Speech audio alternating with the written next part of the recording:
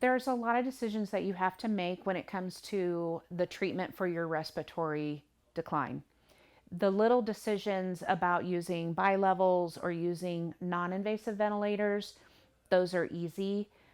or they can be easy. It's, just wearing a mask, and you can choose to take the mask off at any time, or you can choose to use the equipment 24 hours a day, or you can choose that you only want to use it and then you're done.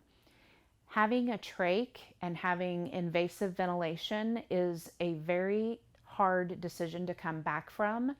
Once you're on a ventilator, it can be very difficult to wean off, meaning have that removed. So at that point, you've had a semi-permanent surgical procedure that has put an artificial airway in. You're hooked to equipment that you may have to be hooked to 24 hours a day, where you have to have somebody that can intervene and help take care of you, where every breath that you're taking is mandated and monitored from a machine. So if there's issues, if there's complications, you have to have a really strong support team. So when you make the decision about the trach, that's a pretty big one. So there's a lot of strong opinions about whether you should use a tracheostomy in a vent or a non-invasive ventilator or any type of respiratory type support, and it is very individual. I think each person has to reflect on their personal beliefs, their support system, how they are willing to make decisions that will affect their family in the long run and in the short run, and what that looks like.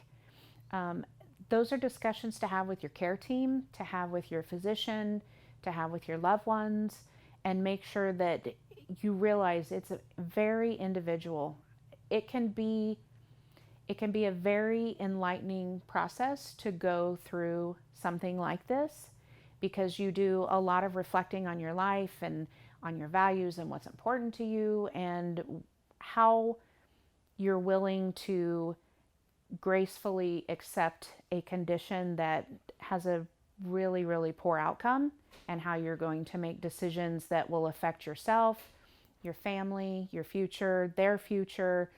You just have to figure out what that looks like for you, because everyone is going to have a different situation. Some patients will make the determination early on that